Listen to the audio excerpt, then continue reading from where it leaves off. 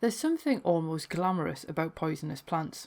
From their showy blossoms to their exotic names, they cry out for attention. So it's easy to overlook the folklore associated with far more humble edible plants. These are the herbs that we cook with. We might pass them in the dried herbs section, or we see them in pots in the greengrocer aisle of the supermarket. And you wouldn't necessarily think to do magic with them, or would you? Well, as we're going to explore in this episode, plenty of these herbs have a lot of magic and lore associated with them. So from brazen basil to mellow marjoram, let's dig into the folklore of edible plants in this week's episode of Fabulous Folklore. Hello there and welcome to Fabulous Folklore, the podcast for all things folklore, occult and just a bit weird. I'm your host, Icy Sedgwick, blogger, fantasy author and your guide into these rather mysterious realms. I've got some rare things to show you, so come on in, take a look around, but be careful not to touch anything. These things sometimes bite. Well, hello there, and welcome back to this week's episode of Fabulous Folklore. I hope that you're well and that your July has been decent, obviously ignoring the heatwave if you're in the UK. I actually had a fun trip up to Edinburgh on Monday to go and see the Anatomy, A Matter of Life and Death exhibition at the National Museum of Scotland, which is very good if you get the chance to go. And it also meant that I got to hang out with Tashira from the legendary Africa podcast. And it's always a lot of fun being able to meet up with a fellow podcaster, particularly in the folklore and mythology space. So if you are interested in myths and legends from Africa, then check out the podcast. It was a lot of fun to go up there and hang out. We obviously went and had a look around Greyfriars Kirkyard and whatnot as well, so it was a very good day. So I just thought I'd add that one in as it is at least a podcast related thing that I did this week. But we are otherwise going to move into the final episode of our edible plants theme this month, and we are looking at a little bit more of a compendium approach this time, because a lot of these plants there was a bit of folklore about them but not enough to sustain an entire episode, so I thought I'll just put a few of them together in the same one. And we're going to kick off with basil, or Ocimum basilicum. And basil is a plant that seems to divide opinion in terms of folklore. And across most of Europe, people see the plant as one that protects the home and its occupants. And Fez Inkwright notes that, and I quote, "The souls of good people are even supposed to smell like basil," end quote. Now, in the Tudor era, hosts would give guests a pot of basil to help ensure a safe journey home, and Italian women would put a basil pot on their windowsill to advertise the fact that they were open to receiving suitors, and this does somewhat change the feeling of John Keats's poem Isabella or the Pot of Basil.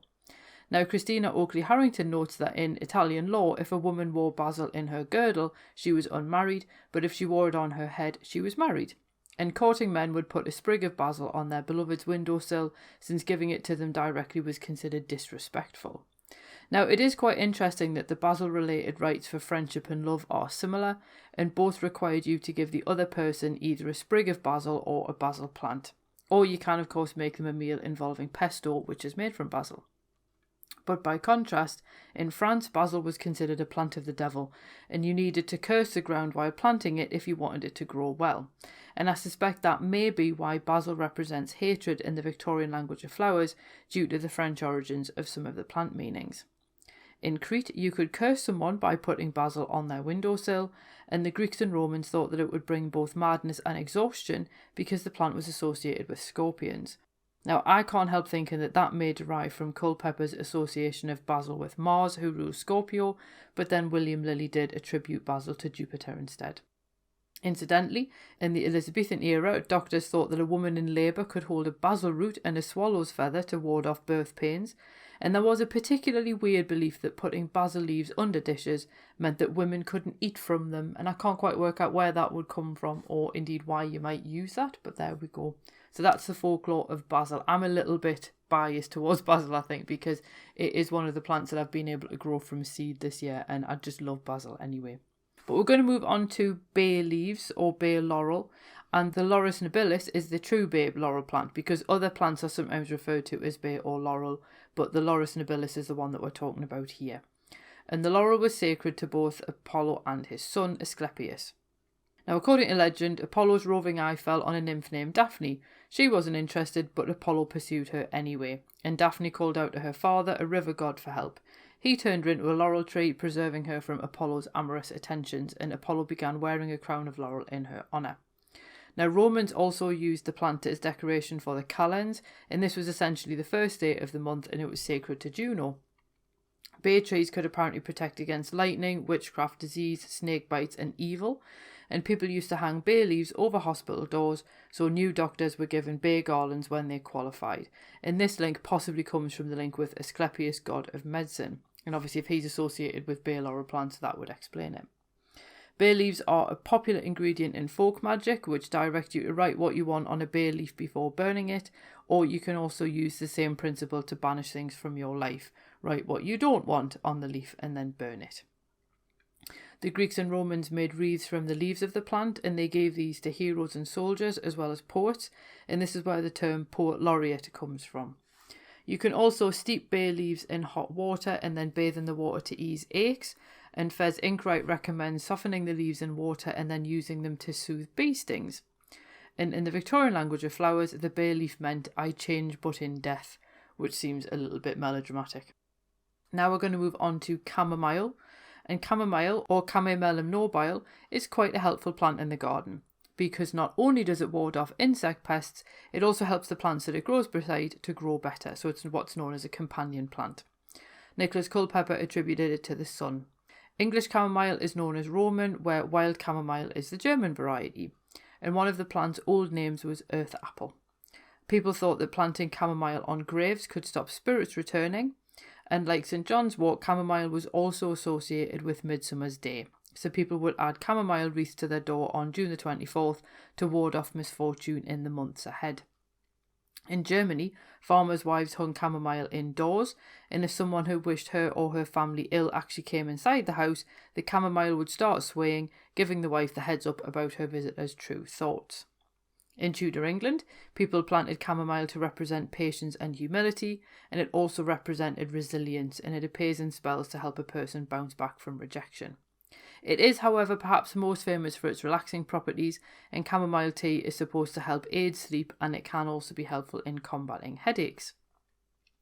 Now, chamomile also appeared in something called the 9 herbs charm, and this potion would apparently treat the 9 types of infection and poison.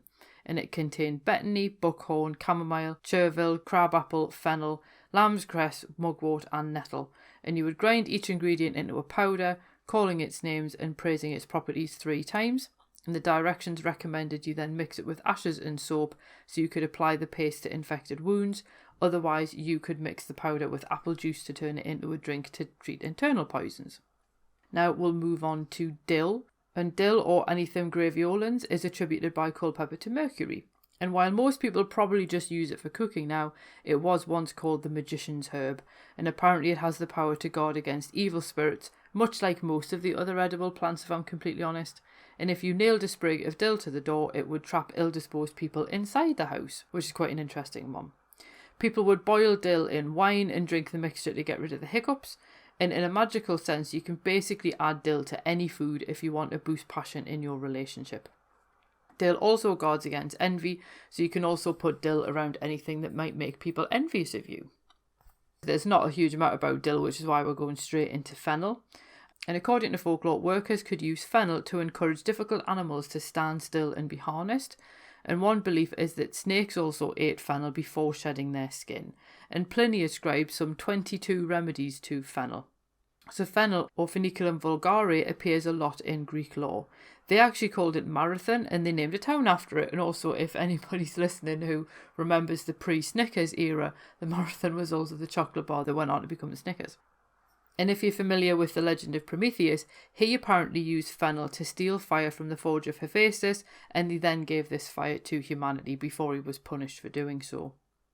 People in the British Isles hung fennel over their doors or windows to ward off evil spirits, and apparently you could also do the same thing by pushing fennel seeds into keyholes, and this had the same effect. People in Somerset pinned fennel over their door to ward off fire, and at midsummer its presence over the door kept the household free of enchantment. And as always, if you are interested in the different ways that people used things from folklore to protect their homes, there is obviously my free guide, which you can get by signing up for my emails, and the link is in the show notes below. The Romans called fennel the herb of sight and made tonics from its root to help with eyesight, and they also chewed the seeds and leaves while travelling, which apparently helped to reduce hunger. Dill apparently did the same thing, which does make these two very useful edible plants indeed. And in the Victorian language of flowers, fennel meant both worthy of all praise and strength. Now, the last one, I've kind of had to put two of them together because Marjoram and Oregano have a lot of the same folklore, and they are very much in the same genus as well. So oregano, or Oreganum vulgare, is part of the mint family, and its name derives from oros and ganos in Greek, meaning mountain and joy. But like I say, because marjoram's in the Oregum genus as well, a lot of the folklore actually dovetails, so I decided to just put the two of them together.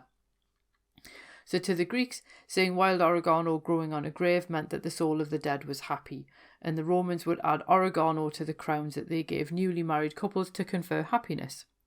Greeks let sheep eat wild oregano because while it was thought to improve the flavour of the meat, they also thought that it would guard against any snake or scorpion venom if the sheep encountered them while grazing. Meanwhile, marjoram was apparently also used as a flea deterrent in the 19th century, so there's quite a lot of kind of anti-pest things going on with both oregano and marjoram. People in Germany and England used marjoram to ward off witches because apparently anyone who'd sold themselves to the devil actually couldn't stand to be near the plant, and therefore marjoram makes sense in protective spells against anyone who wishes you harm.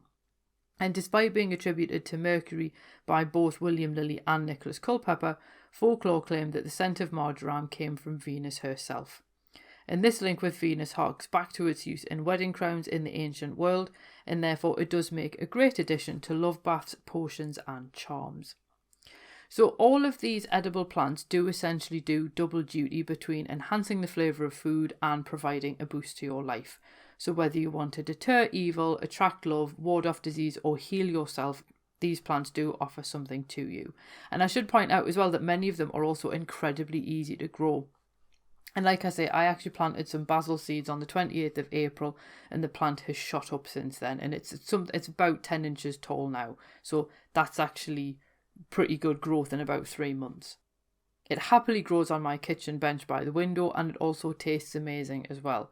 I do have some sweet marjoram on the go as well, which is taking a little bit longer to grow, but it's getting on there. And I'll no doubt add some of the others as well. Now, whether my basil brings me love or the marjoram wards off harm obviously does remain to be seen. But they are wonderful plants and they're really easy to add to your home. And obviously they're also incredibly easy to grow as well, which makes life a lot easier. So I would recommend having a go at actually growing plants from seed instead of relying on buying the ones from the supermarket because they're not always necessarily grown in the best conditions. For example, I bought a pot of rosemary from a major supermarket chain in the UK and it was actually infested with spider mites. So that's another reason to grow things from scratch. You've at least got a bit more control over the growing conditions. But if you do want to grow herbs and so on and then use them in lotions and potions, then you can obviously learn herbalism for yourself. And I have been promoting Rowan and Sage because they do offer some excellent courses.